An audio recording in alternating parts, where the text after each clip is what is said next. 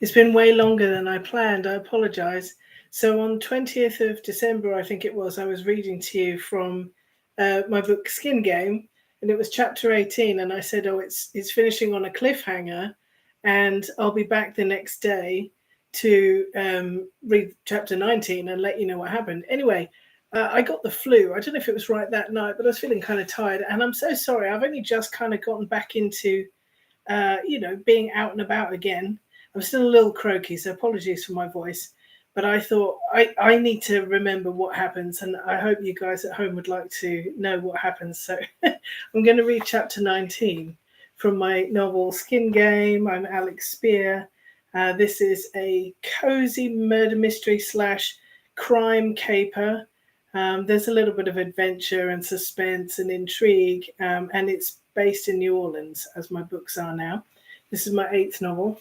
So, as you may recall, at the very end of chapter 18, Miss Julie had gone to visit her brother over in the West Coast. She went to his empty house, couldn't find him, but she was surprised by someone who, and the last lines just said, she needs to get to the panic room, but before she can get there, the front door opens. Looking up in horror, she can't believe who she is seeing. So we've had to wait all over Christmas and New Year. I hope you've had a wonderful festive season. Happy holidays, everybody, and Happy New Year. Happy Mardi Gras to those of us who are lucky enough to live in New Orleans. And now we find out what happened, the denouement at the end of chapter 18, beginning of chapter 19. So chapter 19 is called Under Attack, and it's dated February 2025. Starts like this. It is that little brat who robbed her house in New Orleans, Michael. He is with an older woman. Julie feels that she recognizes her too, but doesn't have time to figure it out. Julie manages to get out of the kitchen door onto the back veranda as quietly as she can. Then she runs. She hears the unmistakable sound of gunfire. She hasn't run like that in years, and her legs hardly work. But the fear and panic send some kind of supernatural energy through her body, and she hightails it down to the beach. There are a few people still about, enjoying the very last of the sunset. The sky is deep purple with streaks of hot pink.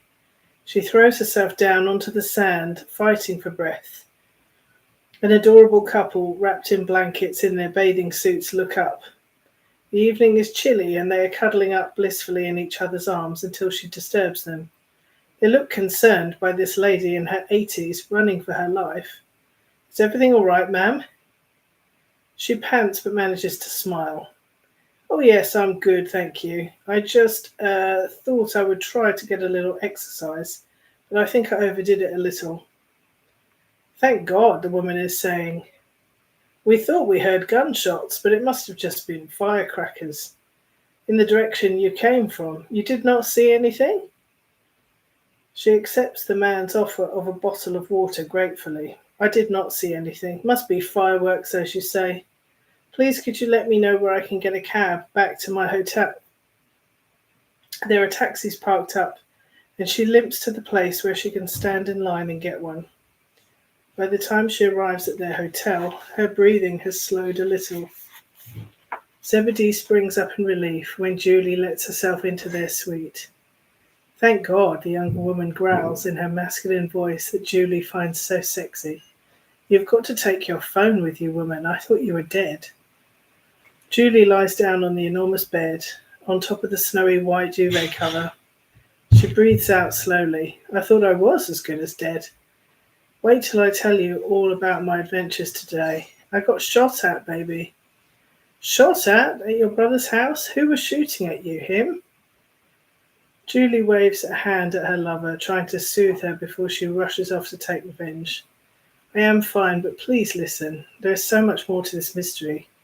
For one thing, I now know why this strange man was pretending to be my brother. Oh yes, and why was that? Because my brother was more like me than I realized. He was in a fake, loveless marriage with his wife as far as I can make out. Maybe he was bisexual, but in any case, that man who was murdered at my party was the love of my brother's life. Zebedee is looking confused. You don't mean that the impostor who was murdered was the male partner, the love of your brother's life? See, you're babbling and repeating what I'm saying. Zebedee puts her arms around Miss Julie and breathes in the scent of her hair. Give me a little grace, please, babe. What a caper you've been on. Tell me again, slowly. Was that big house by the sea shared by your brother and his man? That's exactly what it looks like. At home, hard for me to say for sure, but my hunch is that it was shared by two men. My brother and his boyfriend. Well, I should say husband, except for our generation, maybe it did not seem possible. And Roosevelt was already married to the mother of his children, so I guess he felt he should not get a divorce. Zebedee is trying to take all of this in. So can you meet up with your brother? Does he know that his partner died at your party?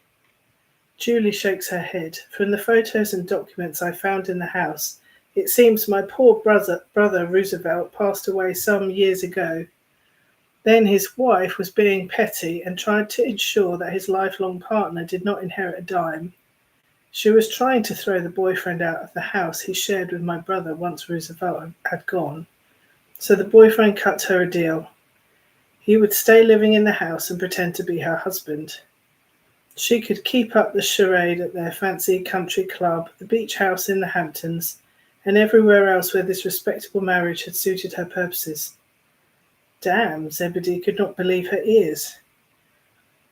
You don't mean to tell me that this impostor who came to your party actually went out in public with Roosevelt's wife, posing as your brother? Surely any of his friends would have known right away that it wasn't him. I found a few diary entries that mention that they don't do anything together anymore anyway. Now that the kids have left home, Roosevelt and his wife have been living separate lives, all the while trying to play happy families for the benefit of their snooty friends. I don't know how they pulled it off, but I guess this impostor would have just laid low and not pushed his luck by spending much time with his wife. But remember, when I met him, I thought he was managing to copy all Roosevelt's body language and little mannerisms. They were actors. Zebedee closes her eyes as this realization hits. If anyone could pull off a seamless impersonation of a loved one, an impression, it would be a trained actor.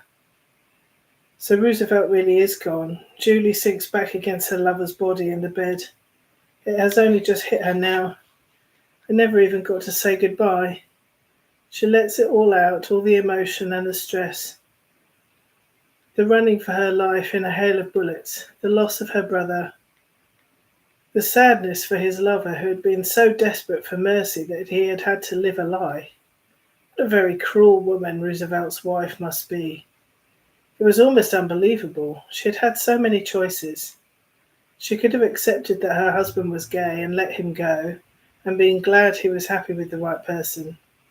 Or she could have been grateful that he stayed married to her in order to give their kids stability, and she could have been a little more welcoming of their male partner. Even when her husband had passed on, she could have allowed the love of his life to grieve with her and share in all the good fortune she had enjoyed. Instead, she chose to be tyrannical. It seemed she had used the two men in rather a narcissistic way, controlling them with their fear of being outed, and she had gleefully taken advantage of the fact that Roosevelt and his true husband had never married. Without the legal and financial protection of being Roosevelt's spouse, this mysterious stranger had faced homelessness when he was too old to start over. The most painful truth Julie now has to face is realizing that her brother had been burdened with the same secret as her his whole life. She is the one person in the family who would have understood and accepted him and his true love. But now it is too late. Zebedee holds Julie while she cries. Julie has never let anyone in her family know that she is a lesbian. Her parents and her siblings were too old school to handle it, she had decided a long time ago. She lives in New Orleans, where she can discreetly be herself. If it hurt her partner for them to live in stealth, she felt very ashamed of that right now. I still don't understand, Zebedee is saying. Why didn't the wife just let her social set know that she was a widow? Why was it so important to her to hush up Roosevelt's death? I can't think about it any more today, Z. Julie turns her face to Zebedee's neck. All this death makes me feel so old and depressed. Give me some joy, something a little, oh, I don't know, life-affirming. Well, I'm not going to read you a sex scene. You'll have to buy the book for that. So I'm going to do the ... thing on the fade to black. I will go to the section that says, when they've finished, Julie wraps herself in Zebedee's blanket and pads around the room. She starts rooting around in their luggage. She finds Zebedee's smartphone, opens it using the password she knows, and is flipping through photos. You are nosy, woman, the younger Butch is grousing. Julie is scrolling back through old photos that her partner has shared over the years on social media. I have to check something. It has been preying on my mind. Don't you all look young? Where was this? Zebedee is lying in the bed, spent. She has put on her reading glasses to continue with the paperback she has on the nightstand. Looking over the top of them, she says, Oh, Lord, that was 40 years ago. I think that was a Pride March in San Francisco. This is the photo I was looking for. I knew I had seen it on your Facebook memory stuff. This guy looks a bit like my brother. Look, don't you think? Julie holds the phone out over the bed so Zebedee can see. He does look a little like your brother, I agree, but it definitely was not your brother. Roosevelt was your brother's name? This guy was called Edgar, I remember that. Julie wants to look at him for longer, this Edgar. He looks so familiar. She smiles at the beautiful and crazy synchronicities of the universe. Looking into his eyes on the old yellowing photo, she knows this boy. Oh, the time they had all wasted. They could have all been together, honest and free.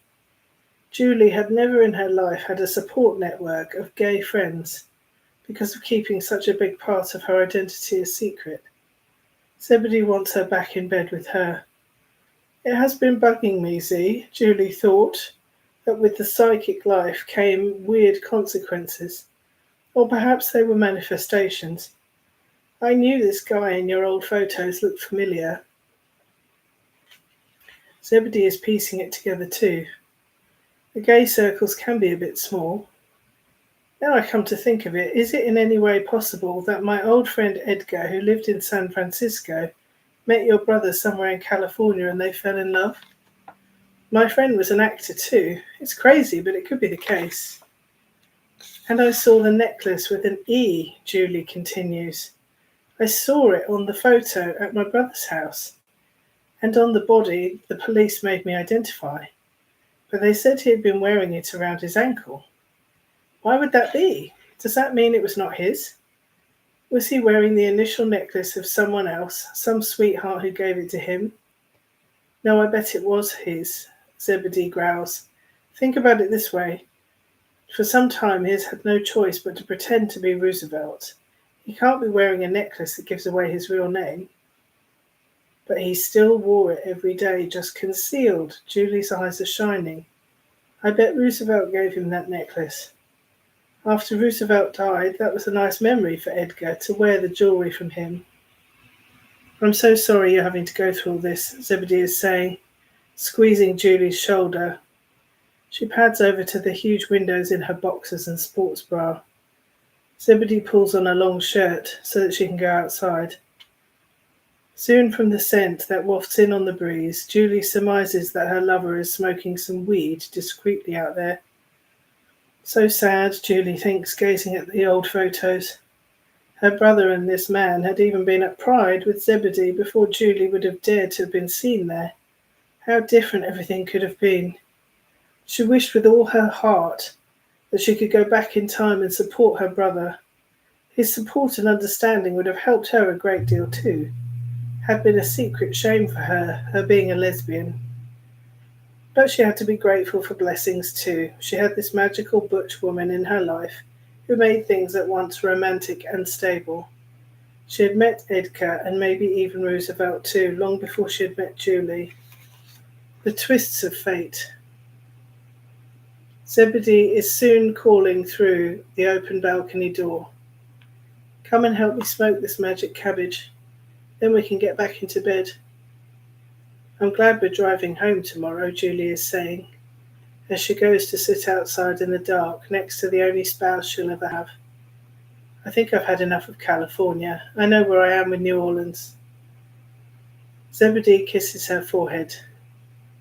Well, we have plenty of work to do tonight. I love when you get stoned and I make you come. Gosh, so we haven't got too long to go. We're over half. Can you see that? So this is the bit that we still need to go. So we're up to page 146. Next will be chapter 20, which is headed Mardi Gras. That's appropriate because we're almost Mardi Gras season. Well, we are. We're into Mardi Gras season here in New Orleans now. But this was set February 2025, so a year ago. So we only have, how many chapters do we have left to read? That's chapter 20 we need to do. The final chapter is chapter 36. Okay, so not too many. Oh, I should mention, I think I came on here and said, I had the flu for ages. I didn't have it for that long. I think I got busy with other stuff over the holidays. I don't want anyone to worry. I only had it really for a couple of days. Hope everybody's feeling well and you're not getting sick and you're keeping safe. And we had a little bit of cold-ish weather, nothing like last year. We didn't have the snow in New Orleans. But thank goodness it seems to be back to our beautiful tropical swampy temperatures again, which I love. I love the humidity. Oh, when you breathe it in, it feels like it's good for you, don't you think? It feels like it's good for your lungs and it's good for your skin. That's for sure. Wonderful place. And it's king cake season. I had my first taste of king cake yesterday. Was it yesterday or today? Absolutely delicious. Wonderful one. I forget the brand that my roommate found. It was by a company that also makes pies. But it was absolutely delicious. It had a good weight to it, a good thick, dense dough, and then it was filled with a cream cheese kind of filling, and it had that delicious white, drizzly kind of frosting. Oh, absolutely delicious. Happy Mardi Gras, everybody, and see you next time. I'll come on here as soon as I can and read some more chapters. Don't forget to subscribe. Hit that subscribe button, please. That would help me out a lot.